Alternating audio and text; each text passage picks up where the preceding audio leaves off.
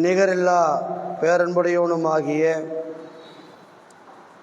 எல்லாம் வல்ல ஏக இறைவனின் திருநாமத்தை போற்றி புகழ்ந்து அவனது சாந்தியும் சமாதானமும் நம் உயிரினும் மேலாக மதிக்கப்படுகின்ற நபிகள் நாயகம் ஸல்லல்லாஹு அலைஹி வஸல்லம் அவர்களின் மீதும் அவர்களை பின்பற்றி வாழ்ந்த உத்தம நபித்தோழர்களான சஹாபா பெருமக்களின் மீதும் அல்லாஹ்வுடைய மார்க்கத்தை உலகம் முழுவதும் எடுத்துச் சொன்ன இமாமுகள், தாபியன்கள், தபா தாபியன்கள், அல்லாஹ்வுடைய மார்க்கத்தை நாம் அறிந்த விஷயத்தை பின்பற்றுவதற்காக ஒன்று குழுமி அமர்ந்திருக்கக்கூடிய நம் அனைவர்களின் மீதும் அல்லாஹ்வுடைய சாந்தியும் சமாதானமும் என்றென்றும் நின்று நிலவட்டுமாக. அஸ்ஸலாமு அலைக்கும் வரஹ்மத்துல்லாஹி வபரகாத்துஹு. கண்ணியம் வாய்ந்த அல்லாஹ்வுடைய நல்லடியார்களே, அல்லாஹு ரப்புல் ஆலமீன்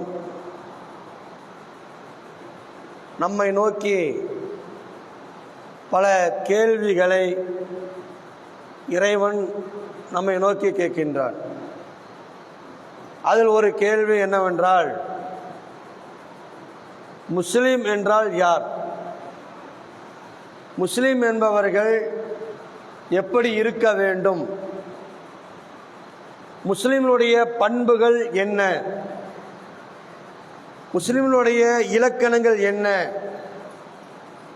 அவர்கள் எப்படியாப்பட்ட பண்பு உடையவர்களாக இருப்பார்கள் என்பதை நோக்கி இஸ்லாம் நம்மிடத்தில் பல கேள்விகளை வைக்கின்றது. அதில் ஒரு கேள்விதான், முஸ்லீம் என்றால் யார்?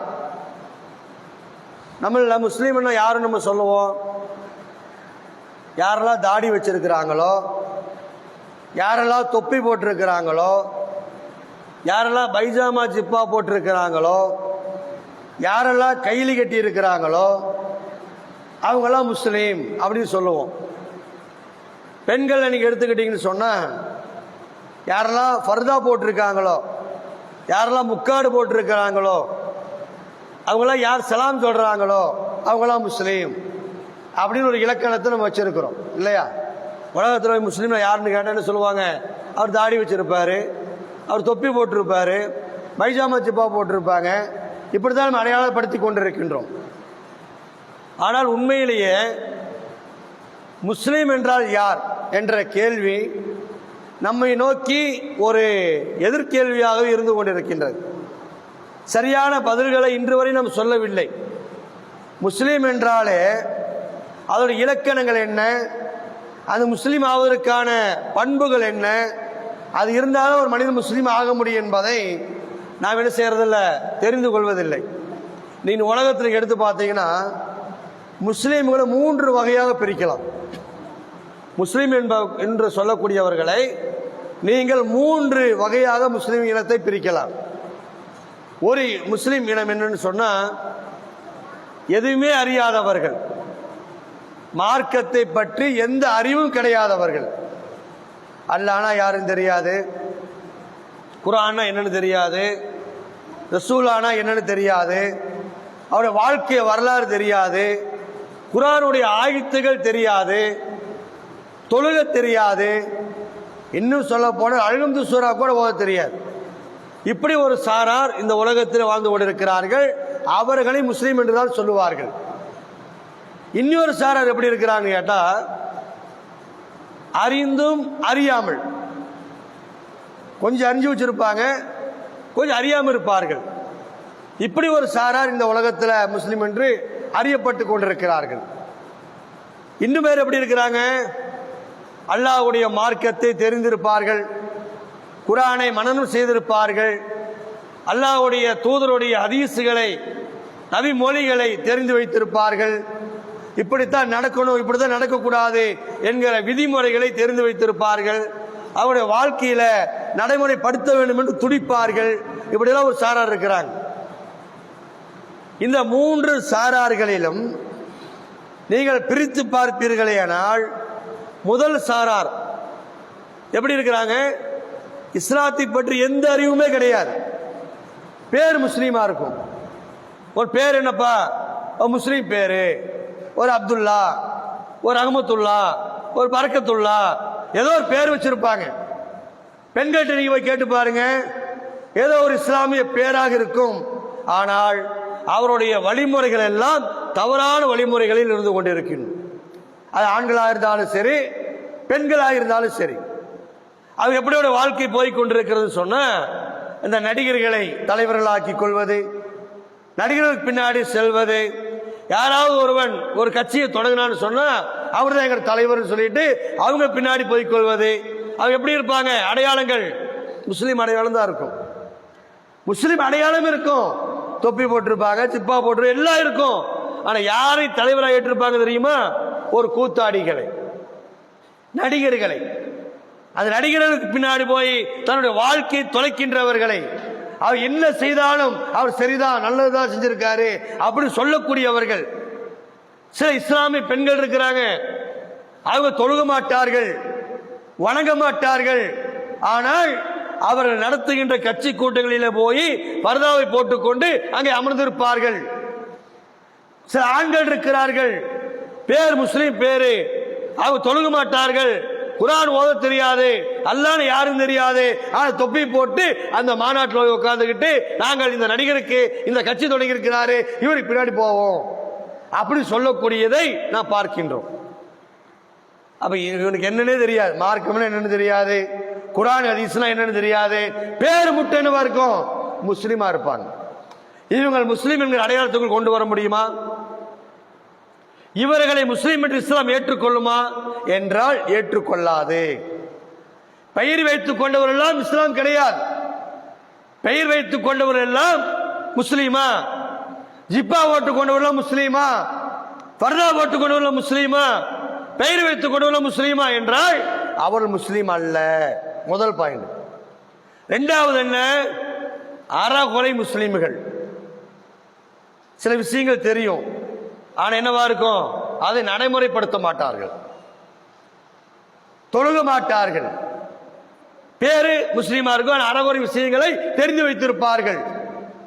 இவர்களை முஸ்லீம் என்று இஸ்லாம் ஏற்றுக்கொள்ளுமா? அதையும் ஏற்றுக்கொள்ளாது. உதாரணத்திற்கு எடுத்துக்கொள்வோமேனால், உலக நீதியில, உலகத்துடைய விஷயத்துல இதுக்கு என்ன உதாரணம்?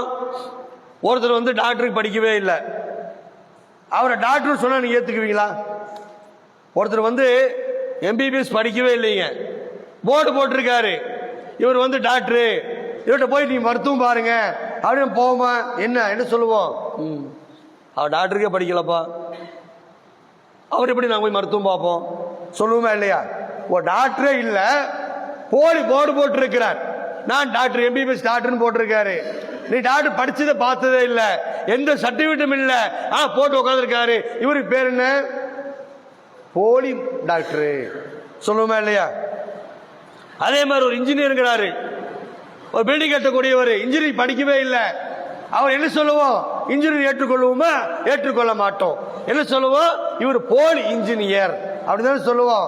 அப்ப உலக நீதியிலேயே ஒருவர் ஒரு விஷயத்தை கடைபிடிக்கவில்லை என்று சொன்னால் அவர் என்ன சொல்லுவோம்? போலித்தனமானவர், அவர் போலி இன்ஜினியரு, போலி டாக்டரு.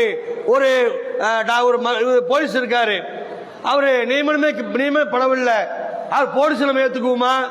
போலி போலீஸ் சொல்லுவோமா இல்லையா? உலகத்துல எதை செய்தாலும் ஒரு போலித்தனமாக செய்கிற போது அவருடைய பேர் என்ன செய்வோம்? இவன் போலி அப்படி சொல்லுவோமா இல்லையா? பிராட் பண்றாரு அப்படின்னு சொல்லுவோமா இல்லையா? அதே போன்றுதான் ஒருவர் குர்ஆனை படிக்காமல், நபி மொழிகளை தெரிந்து கொள்ளாமல், இஸ்லாத்துடைய அடிப்படைகளை கடைபிடிக்காமல், பெயரை மட்டும் வைத்துக் கொண்டு நான் முஸ்லீம் என்று சொன்னால் அவனுக்கு பேர் என்ன? போலி முஸ்லீம், போலித்தனமான முஸ்லீம் அப்படிதான் சொல்லுவோம். அதான் இஸ்லாம் சொல்லுது. யார் ஒரு மனிதன் அல்லாஹ்வையும் அல்லாஹ்வுடைய தூதரையும் தன்னுடைய வாழ்க்கை நடைமுறையாக ஏற்றுக்கொள்ளாமல் பெயரை மட்டும் வைத்துக் கொண்டிருக்கிறார்களோ, அரபியில பெயர் வச்சுக்கலாம், உருதுல பேர் வச்சுக்கலாம், அவர் முஸ்லீமு அப்படி சொன்னார்களே, ஆனால் அவர்களை ஒரு காலத்திலையும் இஸ்லாம் முஸ்லீமாக ஏற்றுக்கொள்வதில்லை. அறகுறை முஸ்லீம்கள், பெயர் வேண்டாலும் முஸ்லீமா இருக்கலாம், ஆனால் இஸ்லாம் அவர்களை முஸ்லீம் என்கிற வட்டத்துக்குள் கொண்டு வருமா என்றால் அவர்களை கொண்டு வராது. காரணம், அல்லாஹ் ரப்புல் ஆலமீன் சொல்கின்றான், என்னது? யா அய்யுஹல்லதீன ஆமனூ உதுகுலூ ஃபீ ஸில்மி காஃபா, உதுகுலூ ஃபீ ஸில்மி காஃபா, இஸ்லாத்துக்குள் முழுமையாக வாருங்கள். ஆத்துல ஒரு கால் சேத்துல ஒரு கால் வச்சா அவன் எப்படி இஸ்லாம் முஸ்லீம் என்று சொல்லும்? இஸ்லாமிய மார்க்கத்தின் அடிப்படையில் ஒரு மனிதன் அல்லாஹ்வையும் அல்லாஹ்வுடைய தூதரையும் குர்ஆனையும் இஸ்லாத்தையும் தன்னுடைய வாழ்க்கை நெறியாக யார் கொண்டு வருகின்றார்களோ அவர்களை மட்டும்தான் இஸ்லாம் என்ன சொல்கின்றது? முஸ்லீம் என்கிற வட்டத்துக்குள் கொண்டு வருகின்றது. பிறர்களை என்ன சொல்கிறது இஸ்லாம்? வலா தத்தபி ஹுத்துவாத்தி ஷைத்தான், அவர்கள் சைத்தானுடைய அடிச்சுவடுகளை பின்பற்றக்கூடியவர்கள். யாரு? இந்த அறகுறை முஸ்லீம்கள் இருக்கிறாங்களே, இஸ்லாம் என்னன்னு தெரியாம இருக்கிறாங்களே, அவங்கள யார் தெரியுமா? சைத்தானுடைய வழிகளை பின்பற்றக்கூடியவர்கள். இன்னஹு அல்லாஹ் சொல்ற, உங்கள் சைத்தான் இருக்கான்ல, அவன் உங்களை பயங்கரமான தெளிவான வழிகாட்டில் கூட்டிக் கொண்டு செல்கின்றான். அப்ப அல்லாஹ் ரப்புல் ஆலமீன் 3 அடிப்படையில் இஸ்லாமிய சமூகத்தை பிரித்து பார்க்க வேண்டும். ஒன்று, எதையுமே அறியாத முஸ்லிம்கள்; இன்னொன்று, அறிந்தும் அறியாமல் இருக்கின்ற முஸ்லிம்கள்; இன்னொன்று, இஸ்லாமிய மார்க்கத்தை தெரிந்து தன்னுடைய வாழ்க்கையில நடைமுறைப்படுத்துகின்ற முஸ்லிம்கள். இதுல நம்ம எந்த வட்டத்தில் இருக்கிறோம், இதுல எந்த வட்டத்துக்குள் நாம் இருக்கிறோம் என்பதை நாம் ஆய்வு செய்து பார்க்க வேண்டிய நிலையில் இருக்கின்றோம். அன்புக்குரியவர்களே, அல்லாஹ் சொல்றானா இல்லையா? யா அய்யுஹல்லதீன ஆமனூ உதுகுலூ ஃபீ ஸில்மி காஃபா வலா தத்தபி குத்துவாத்தி ஷைத்தான் இன்னஹு லக்கும் அதுஉம் முபீன். அல்லாஹ்வுடைய தீனுல் இஸ்லாத்தில் முழுமையாக நுழைந்து விடுங்கள். யார் முழுமையாக நுழையவில்லையோ வலா குத்துவாத்தி ஷைத்தான், அவன் சைத்தானுடைய அடிச்சுவடுகளை பின்பற்றக்கூடியவன். சைத்தானோட வழி தேர்வு செஞ்சிருக்கான்னு அர்த்தம். அவன் யாரு? சைத்தான். அல்லாஹ்வுக்கு மாறு செய்தவன், அல்லாஹ்வுடைய கட்டளையை மீறியவன், அல்லாஹ்வுடைய தண்டனைக்குரியவன், அல்லாஹ்வுடைய சாபத்திற்குரியவன், அல்லாஹ்வுடைய கோபத்திற்குரியவன், அல்லாஹ்வால் வேட்டடிக்கப்பட்டவன். அவனை தன்னுடைய தோழனாக ஆக்கி கொண்ட காரணத்தினால் அவன் வழிகேட்டில் இருக்கிறான். உங்கள் தெளிவான அவன் வழிகேட்டை காட்டிக் கொண்டிருக்கின்றான். இதை நம்ம பிரிச்சு பார்க்கணும். நீ நம்ம பார்க்கிறோம், நேற்றைய தினம் நீ தேதி 2 1ஆம் தேதி ஆங்கில புத்தாண்டு பிறப்பு, நியூ இயர் என்று சொல்லுவார்கள். ஆங்கில புத்தாண்டு பிறப்பு. இந்த ஆங்கில ஆண்டை அதுக்கு இஸ்லாத்துக்கு என்ற சம்பந்தம் இருக்குது? இஸ்லாமியர்களுக்கும் இந்த புத்தாண்டுக்கும் ஏதாவது சம்பந்தம் இருக்காங்க? ஒண்ணுமே கிடையாது. சரி, இந்த புத்தாண்டு எப்போ வந்துச்சு? ஆதி காலத்திலிருந்து இருக்குதா? பல 100 ஆண்டுகளாக இருக்கிறதா? பல ஆயிரக்கணக்கான ஆண்டுகளுக்கு முன்பாக இந்த புத்தாண்டு கொண்டாடி கொண்டிருக்கிறார்களா? இல்லை. அல்லாஹ் ரப்புல் ஆலமீன் சொல்கின்றான், இந்த உலகம் படைக்கப்பட்ட முதல் நாள் முதல் மாதம் என்பது 12 தான். மாதம் என்பது 12 தான். வானத்தையும் பூமியும் அல்லாஹ் படைச்சிருக்கான்ல, சந்திரன் சூரியன் எல்லாம் படைச்சிருக்கான்ல, இந்த வானங்களையும் பூமியும் படைக்கப்பட்ட நாளிலிருந்து மாதம் என்பது 12. அதுல எந்த மாட்டு கருத்தும் இல்லை, யாருமே கண்டுபிடிக்கல. எந்த நசராக்களோ எந்த யூதர்களோ போய் மாதம் 12 கண்டுபிடிக்கல.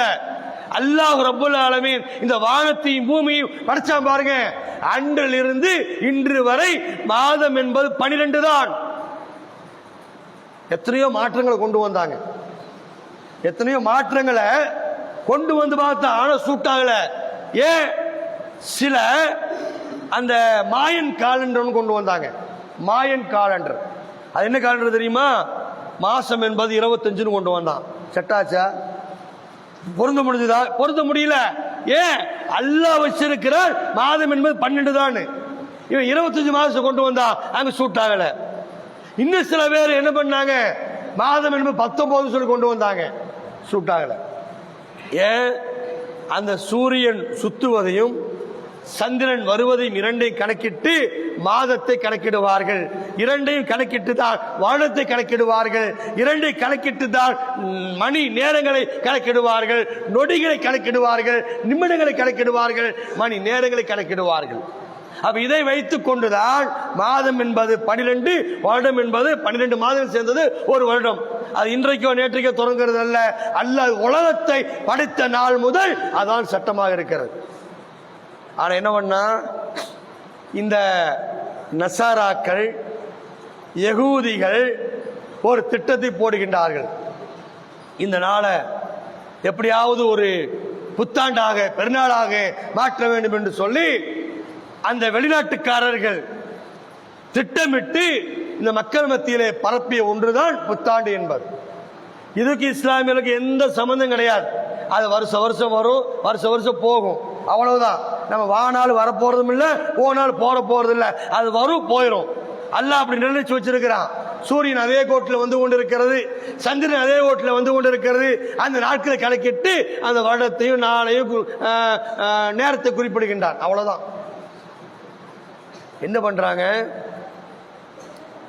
அந்த கடைசியில டிசம்பர் 31ஆம் தேதி 11/12 அந்த 49 அப்படி வரும்போது டக்கு டக்கு டக்கு அடிப்பான். உடனே ஹாப்பி நியூ இயர் அப்படி சொல்லிட்டு பயங்கரமா கொண்டாடுறாங்க. எந்த அளவுக்கு தெரியுமா? எந்த அனாச்சாரம் தெரியுமா? நாம் அவர்களை குறை சொல்லவில்லை, அவருடைய வழிபாடு, அவருடைய இனம், அவருடைய பெருநாள் என்னமோ பண்ணிட்டு போட்டோம், அது நமக்கு தேவையில்லை. ஆனால் அதில் இஸ்லாமியர்கள் அல்லாஹ்வுடைய மார்க்கத்தை ஏற்றுக்கொண்டவர்கள் ஆண்களும் பெண்களும் அங்க நடக்கிற கூத்துக்களை போய் பாருங்க. நான் இந்த வருஷம் போயிருந்தோம், போய் பார்க்க என்னதான் நடக்குது, நம்மளால கலந்துக்கிறது இல்லையில, என்னதான் நடக்குது எல்லாம் சொல்றாங்களே அப்படின்னு சொல்லி போய் பார்த்தா சுபஹானல்லாஹ், எத்தனை அட்டுழியங்கள், எவ்வளவு அனாச்சாரங்கள். யாரு? இஸ்லாமியர்கள். இஸ்லாமிய ஆண்களும் பெண்களும் அறகுறை ஆடைகளை போட்டுக்கொண்டு, மதுபானங்களை குடித்துக் கொண்டு, கேக்குகளை வெட்டி கொண்டு, மிளகு வர்த்திகளை பொருத்திக் கொண்டு, அந்த நாள் அந்த நொடி இப்படி வருது. 12:59 டக்கு வருது. 50 60 வந்தவுடனே அந்த மேல 12 வந்தவுடனே ஹாப்பி நியூ இயர் அப்படி ஒரே கத்து. என்னடா இது? இது யாருடைய பெருநாள்? அல்லாஹ் சொல்லி கொடுத்தான உனக்கு இந்த பெருநாள? அல்லாஹ்வோட தூதர் சொல்லி கொடுத்தாங்களா? இஸ்லாம் சொல்லி தந்ததா உனக்கு? இவர்களை முஸ்லீம்களாக அறிமுகப்படுத்திக் கொள்கின்றார்கள். இது முஸ்லீமா? மதுபானத்தை குடிச்சிட்டு எவ்வளவு அட்டுழியங்கள். வண்டி வாகனம் ஓட்ட முடியல, அந்த சவுண்டு ஒரு குடல் மாதிரி விற்கிறான், அதை வாங்கிட்டு சத்தம் போடுகின்றார்கள். வண்டிகளிலே பலூனை கட்டிக்கொண்டு ஒரே வாகனத்தை ஓட்டுகிறார்கள். காவல்துறையினால கண்ட்ரோல் பண்ண முடியல. காவல்துறை எகிரிட்டு போறான், ஏதோ சொன்னா என்ன, எல்லா போதையில் இருக்கின்றார்கள். விபச்சாரங்கள் தலைவிரித்தாடியது, மதுபானங்கள் தலைவிரித்தாடியது. அதுல போய் முஸ்லீம்களும் கலந்து கொண்டு ஆட்டங்கள் பாட்டங்கள் என்று சொல்லி அவர்கள் பண்றாங்களே, இது முஸ்லீமோட பண்பா? அல்லாஹ் ரப்பல் ஆலமீன் சொல்லி தந்திருக்கிறானா? நபிகள் நாயகம் ஸல்லல்லாஹு அலைஹி வஸல்லம் சொன்னாங்க, ஒரு முஸ்லீம்னா யார் தெரியுமாங்க? ஒரு முஸ்லீம் எப்படி இருக்கணும் தெரியுமா? யார் ஒரு முஸ்லீம் தன் நாவினாலும் தன்னுடைய கருத்தினாலும் பிற மக்களுக்கு தொல்லை தராமல் இருக்கிறானே, அவன்தான் உண்மையான முஸ்லீம். இந்த நியூ இயர்ல என்ன நடக்குது? இந்த புத்தாண்டுல என்ன நடந்துச்சு? அரபு நாடுகள்லாம் பாருங்க, இவ்வளவு முஸ்லீம்களான்னு சந்தேகமா இருக்கு நமக்கு. அரபு நாடுகள்ல பல கோடி ரூபாய்களை அந்த அலங்காரம் செய்து லைட் போட்டு அந்த 12 மணிக்கு அப்படியே பெரிய அளவுக்கு லைட் சேஞ்ச் போடுறோம். எங்க? துபாயில, பல அரபு நாடுகள்ல பல ஆடம்பர கூத்துக்களை எல்லாம் திறந்துட்டு அவர்கள் எல்லாம் அங்கே கொண்டாடி கொண்டிருக்கிறார்கள். கேட்டா வருடத்தை வரவேற்கிறார்கள். இவங்க போய் வரவேற்ற வருமாதுன்னு, இவங்க போய் வாங்க வாங்கன்னு கூப்பிட்டு வந்துருமா? அது இல்லை, வராம போயிருமா? என்ன எந்த அடிப்படையில் இதை செய்கிறான் என்று தெரியவில்லை.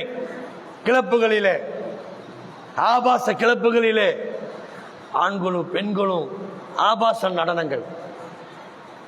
ஆபாச நடனங்க எவ்வளவு ஒரு அயோக்கியத்தனம். மதுபானங்களை ரெடி பண்ணி வச்சுட்டு அந்த நேரத்தில் ஆண்கள் பெண்கள் எல்லாம் இவன் முன்னாடி அவன் கூட, அவன் முன்னாடி இவன் கூட. எவ்வளவு மோசமான ஒரு கலாச்சாரம், எவ்வளவு அனாச்சாரம். எத்தனை உயிர்கள் போயிருக்கு தெரியுமா? இந்த நியூ இயர்ல வந்து எத்தனை உயிர்கள் போயிருக்கிறது. வண்டி வாகனத்தில் ஸ்பீடா போய் புது வருட பிறப்பினை கொண்டாட போய்கிறோம், ஹாப்பி நியூ இயர் சொல்லிட்டு போய் பஸ்ஸுக்குள்ள அடிபட்டு செத்து கிடக்கிறான், லாரிக்குள்ள அடிபட்டு செத்து கிடக்கிறான். எவ்வளவு பெரிய அனாச்சாரங்கள், அக்கிரமங்கள். சென்னையில எவ்வளவு பெரிய கொடூரங்கள் தெரியுமா? ஒரு மனுஷன் ஹார்ட் பேஷண்ட்ல உட்கார்ந்துருப்பான், படுத்திருப்பான். இவன் வைக்கிற வெடியில, பட்டாசு வெடியில தாங்க முடியாம எத்தனையோ பறவை இனங்கள் செத்திருக்கின்றன, எத்தனையோ ஹார்ட் பேஷண்ட்கள் இறந்திருக்கின்றார்கள். யார் செய்யாத? பிற மத சமூகத்தவர் செய்துவிட்டால் நாம் கேட்க வேண்டிய அவசியம் இல்லை, அவங்கள பற்றி விமர்சனம் பண்ண வேண்டிய தேவையில்லை. யார் செய்யறா? அல்லாஹ்வையும் அல்லாஹ்வுடைய தூதரையும் ஏற்றிருக்கக்கூடியவர்கள், ஏற்றிருப்பதாக சொல்லக்கூடியவர்கள் என்ன செய்யறாங்க? இதை செய்து கொண்டிருக்கிறார்கள். அப்ப இவங்க முஸ்லீம்னு சொல்ல முடியுமா? இவங்களை போய் இஸ்லாமின்னு சொல்ல முடியுமா? சொல்ல முடியாது சகோதரர்களே. யார் முஸ்லீம்? இதையெல்லாம் தவிர்த்து ஒரு புத்தாண்டு வருதா, என்ன செய்யணும்? ஒரு புத்தாண்டு சபதம் எடுங்க. நான் இத்தனை நாள் தவறுகள் செய்து கொண்டிருந்தேன், இன்றிலிருந்து நான் தொழுகையாளியா மாறுவேன். எடுங்க. அது யாராவது எடுத்திருக்கிறாங்களா? இல்ல. நான் இத்தனை வருஷம் குர்ஆன் ஓதாமல் விட்டு இன்றிலிருந்து குர்ஆன் ஓத போகிறேன், சபதம் எடுங்க. இல்லையே, அது செய்யறது இல்லையே. இதையெல்லாம் விட்டுட்டு அந்த நாளிலே ஆபாசமான நடனங்கள், ஆபாசமான மதுபானங்கள், ஆபாசமான மிக மோசமான கூத்துக்கள் எல்லாம் அந்த நிகழ்வில் நடக்குதுன்னு சொன்னா இவர்களை ஒரு காலத்திலையும் முஸ்லீம் என்று சொல்லிவிட முடியாது. இவர்கள் யார் என்று சொன்னால் வலா தத்தபி ஹுத்துவாத்தி ஷைத்தான், இவங்க சைத்தானுடைய அடிச்சுவடை பின்பற்றக்கூடியவர்கள். இவங்க சைத்தான், இப்லீஸ், அவன் தான் இதை விரும்புவான். யார் விரும்புவா? இந்த ஆடம்பரங்களை எல்லாம், இந்த அனாச்சாரங்களை எல்லாம் சைத்தான் தான் ஏற்படுத்துகின்றான். அதைத்தான் இஸ்லாமிய சமூகம் செய்து கொண்டிருக்கின்றது. அப்ப அல்லாஹ்வுடைய நல்லடியார்களை, ஒரு முஸ்லீம் என்று சொன்னால் அவர் எந்த அடிப்படையில் இருக்க வேண்டும் தெரியுமா? ஒரு முஸ்லீமுக்கு அடையாளம் என்ன தெரியுமாங்க? முதலில் அல்லாஹ்வை மட்டும் வணங்கக்கூடியவனாக இருக்க வேண்டும். அல்லாஹ்வை மட்டுமே வணங்கக்கூடியவன் தான் உண்மையான முஸ்லீம். அல்லாஹ்வை விட்டுட்டு நான் யாரையா போய் வணங்குவேன் அப்படின்னு சொன்ன முஸ்லீம் கிடையாது. இரண்டாவது அடிப்படை, இஸ்லாத்தில் முழுமையா உள்ள வரணும். வந்ததுக்கு பின்னாடி என்ன செய்யணும்? வணக்கத்திற்குரியவன் அல்லாஹ்வை தவிர வேற யாரும் இல்லை. எல்லாமே அல்லாஹ்வால் படைக்கப்பட்டது. மனிதனா அல்லாஹ்வால் படைக்கப்பட்டது, பூமியா அல்லாஹ்வால் படைக்கப்பட்டது, வானமா அல்லாஹ்வால் படைக்கப்பட்டது, சந்திரனா அல்லாஹ்வால் படைக்கப்பட்டது, கல்லா மண்ணா எல்லாம் அல்லாஹ்வால் படைக்கப்பட்டது, மனிதனா அல்லாஹ்வால் படைக்கப்பட்டது. இந்த ஒரு ஈமானுக்கு நீ வரணும். வராம நீ இஸ்லாத்தில் இருக்கிறன்னு சொன்ன அவனை இஸ்லாம் ஒரு காலத்திலையும் அவனை இஸ்லாம் முஸ்லீமாக ஏற்றுக்கொள்ளாது. இந்த புத்தாண்டினுடைய இன்னொரு அடிப்படை என்ன தெரியுமா? கடவுள் அன்றுதான் மனித வடிவில் பிறந்தார். இந்த புத்தாண்டை ஏன் கொண்டாடுறாங்க தெரியுமாங்க? நான் பிற சமூகத்தை சொல்லவில்லை, அவங்களை பார்த்து பேச வேண்டிய அவசியம் நமக்கு இல்லை. இஸ்லாமிய அடிப்படையில் புத்தாண்டை கொண்டாடலாமா, ஒரு முஸ்லீம் கொண்டாடலாமா என்றால் கொண்டாடக்கூடாது. ஏனென்றால் அது இஸ்லாத்திலே இணை வைப்பதற்கு சமமானது. இணை வைப்பதுதான், சமமானதுலாம் இல்ல, இணை வைப்பதுதான். என்ன காரணம்? ஏன் இந்த புத்தாண்டை கொண்டாடுகிறாங்க தெரியுமா? ஆங்கில புத்தாண்டை அன்று கடவுள் மனித உருவிலே இங்கே அவதரித்தார். நீங்க ஏத்துக்கிறீங்களா? யாராவது ஏத்துக்குவீங்களா? கடவுள் மனித உருவத்தில் வர முடியுமா? கடவுள் மனித உருவத்தை எடுக்க முடியுமா? கடவுள் மனிதனாக வந்தால் மனிதன் கடவுளாக முடியுமா? கடவுள் மனிதனாக முடியுமா? கடவுள் ஒருவனுக்கு பிறக்க முடியுமா என்று நாம் சிந்தித்து பார்த்தோமேயானால் அல்லாஹ் சொல்கின்றான், குல் ஹுவல்லாஹு அஹத் அல்லாஹு ஸமது லம் யலிது வலம் யூலது வலம் யகுல் லஹு குஃபுவன் அஹத். அல்லாஹ் தான் ஒருவன், அவன் எந்த தேவையற்றவன், அவன் யாரும் பெறவும் இல்லை, யாரால் பெறப்படவும் இல்லை. என் அன்பு தோழர்களே, சகோதரிகளே, யாரெல்லாம் இந்த ஆங்கில புத்தாண்டை கொண்டாடினீர்களோ அவங்களாம் மறைமுகமான ஒரு விஷயத்தை சொல்றீங்க. என்ன விஷயம் தெரியுமா? கடவுள் இந்த நாளில் மனித உருவத்திலே நம்ம ரசிப்பதற்காக இந்த உலகத்தில் வந்தார் என்று பிற மதங்கள் கூறுகின்றது. அதற்காக கொண்டாடுகிறார்கள். நீங்கள் போய் கொண்டாடினால் அந்த கொள்கையை ஏற்றுக்கொண்டிருக்கின்றீர்கள். அந்த கொள்கையை ஏற்றுக்கிட்டீங்கன்னு அர்த்தம். ஏன் அல்லாஹ் சொல்றான்? அர் ரஹ்மான் அவன் யாரையும் பெறவும் இல்லை, யாராலும் பெறப்படவும் இல்லை. அவனுக்கு மனைவி இல்லை, அவனுக்கு மக்கள் இல்லை, அவனுக்கு தாய் இல்லை, அவனுக்கு தந்தை இல்லை. அவன் தனித்தவன். அவன் நிகரானது எதுவுமே இல்லை. அவனுக்கு நிகரான ஒரு மனிதனை கொண்டு போய் கடவுள்னு சொல்ல முடியுமா? ஒரு கல்லை கொண்டு வச்சு கடவுள்னு சொல்ல முடியுமா? ஒரு மிருகத்தை கொண்டு வச்சு கடவுள்னு சொல்ல முடியுமா? சொல்ல முடியாது. ஏனென்றால் அவனை போன்று எதுவுமே இல்லை. எல்லாமே அவனுக்கு அடிமை, எல்லாமே அவனுக்கு அடிமை.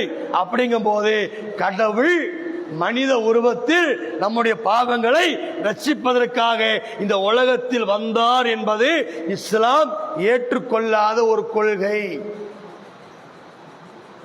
அப்ப யாரெல்லாம் முஸ்லீம் என்கிற பெயரில் போய் அங்க நியூ இயர் கொண்டாடினாங்களோ, புத்தாண்டை கொண்டாடினாங்களோ, அவர்கள் மறைமுகமாக தெரியாமல் அவர்கள் இணை வைத்துக் கொண்டிருக்கிறார்கள்.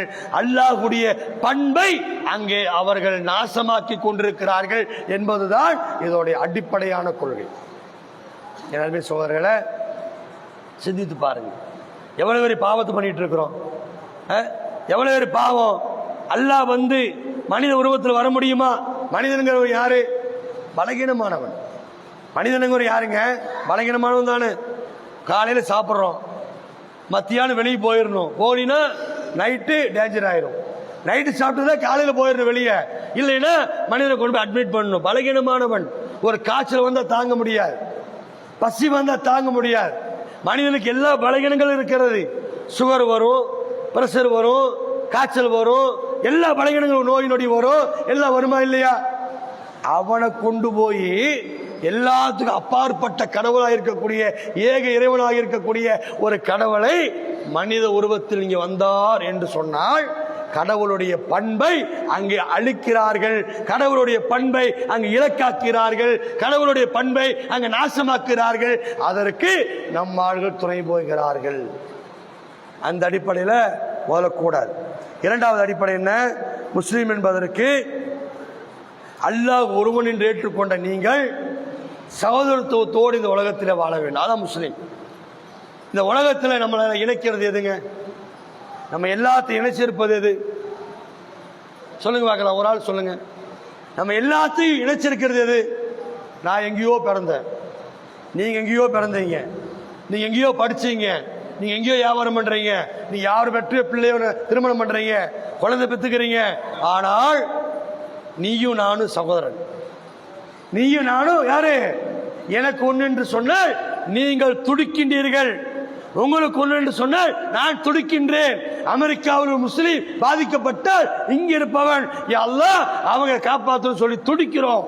பாலஸ்தீனத்தில் ஒரு முஸ்லீம் பாதிக்கப்பட்டால் அவனுக்காக குரல் கொடுக்கின்றோம். எது இணைத்தது? நம்ம எல்லாம் ஒன்றா இணைச்சது எது? ஒரு நேர்கோட்டில் வர வச்சது எது? பல பிரிவுகளாக இருந்த நம்மை, பல குலங்களாக, கோத்திரங்களாக, ஜாதி அடிப்படையில் பிரிந்து கிடந்த நம்மை, ஏற்ற தாழ்வோடு வாழ்ந்து கொண்டிருந்த நம்மை, நீங்கள்லாம் ஒரு தாய் மக்கள், நீங்கள்லாம் ஒரு தாய் மக்கள் என்று நம்மை ஒரு கோட்டில் கொண்டு வந்து நிறுத்தியது. இரண்டு சமூகத்தையும் அப்படி நேர்கோட்டில் நிறுத்தியது எது? இஸ்லாம் என்கிற முஸ்லீம் என்கிற பண்பு தான். நீயும் முஸ்லீம், நானும் முஸ்லீம். நீயும் இறைவனை வணங்குற, நானும் இறைவனை வணங்குறேன். ரெண்டு பேர் இறைவனுக்கு முன்னாடி சமமானவர்கள். நீ தாழ்ந்தவன் இல்ல, நான் உயர்ந்தவன் அல்ல, நான் உயர்ந்தவன் அல்ல, நீ தாழ்ந்தவன் அல்ல. இறைவனுக்கு முன்னாடி எல்லோருமே சமமானவர்கள். இப்ப நம்ம தொழுகிறோமே, யாராவது ஏற்றத்தாழ்வோடு தொழுகிறோமா?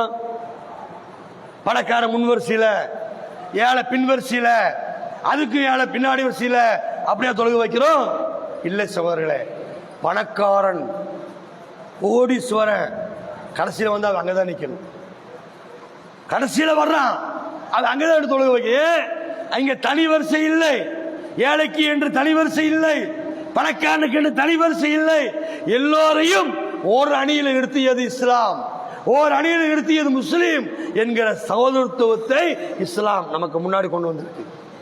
பாருங்க, ஹஜ்ஜு ஹஜ்ஜு என்கிற ஒரு வணக்கம், இந்த மாதிரியான வணக்கத்தை எந்த மதத்திலேயாவது இருக்குதா? இருக்காது, எந்த மதத்திலும் கிடையாது. இஸ்லாம் என்கிற வணக்கத்துல தான் என்ன இருக்கு தெரியுமா? ஹஜ்ஜு. உலக மாநாடு சவுதியில காபத்துல்லாஹ்ல ஒன்று கூடுவார்கள், ஹஜ்ஜு பெருநாள். அந்த ஹஜ்ஜு பெருநாள்ல கரு கரு கரு கருன்னு இருப்பான், தார் பூசுற மாதிரி வந்து நின்று இருப்பார். ஐரோப்பியாவை சேர்ந்த வெள்ளைக்காரர்கள் அப்படி வெள்ளை வெளியேன்னு செங்கலர்ல அப்படி முடி இருந்து எல்லாம் வெள்ளையா இருக்கும், வந்து நின்று இருப்பான். ரெண்டு பேர் பக்க பக்கம் நிற்பாங்க. இவன் உயர்ந்தவன் என்று அவன் பார்க்க மாட்டான், அவன் தாழ்ந்தவன் என்று அவன் பார்க்க மாட்டான். இவனுடைய கால் தாழ்ந்தவனுடைய கால் உயர்ந்த ஜாதி நினைக்கிறானே, அவனுடைய தலையில முட்டும் அவன் பெருசா நினைக்க மாட்டேன். நீயும் முஸ்லீம் நானும் முஸ்லீம், நீ இஸ்லாம் நானும் இஸ்லாம், நீ அல்லாஹ் விட நானும் அல்லாஹ் விடுங்கிறேன், நீ ஏற்றிருக்க குர்ஆனை நான் ஏற்றிருக்கிறேன், நீ யாரை பின்பற்றியோ அந்த இறை தூதரை நான் பின்பற்றுகிறேன். எப்படியாப்பட்ட சமத்துவத்தை, எப்படியாப்பட்ட சகோதரத்துவத்தை இந்த இஸ்லாம் கொண்டு வந்து நிறுத்தி இருக்குது பாருங்க. இப்படி சகோதரத்துவத்தோடு வாழக்கூடியவர்கள் தான் முஸ்லீம். இது இல்லையா அவன் முஸ்லீம் இல்ல. இந்த சகோதரத்துவத்தோடு அல்லாஹ்வை முன்னிறுத்தி யார் சமத்துவத்திற்கு வருகிறார்களோ அவங்க முஸ்லீம், இல்லை என்று சொன்னால் அவங்க முஸ்லீம் அல்ல. அடுத்த பாயிண்ட் என்ன? நாம் அனைவரும் ஒன்றை நோக்கி இருக்கின்றோம், ஒன்றை நோக்கி போய்கொண்டிருக்கிறோம். என்ன தெரியுமா? மரணம். மரணத்துக்கு பின்னுள்ள வாழ்க்கை, கியாமத் நாள். அந்த கியாமத் நாளில் நீங்களும் எழுப்பப்படுவீர்கள் என்று நம்புகிறீர்கள், நானும் எழுப்பப்படுவேன் என்று நம்புகிறேன். 2 பேர் நம்பினால்தான் முஸ்லீம். அவ 2 பேர் நம்பலையா, மறுமையை நம்பலையா, முஸ்லீம் அல்ல. அவ மறுமையை நம்பக்கூடியவன் இந்த புத்தாண்டை கொண்டாட மாட்டான். ஏன்?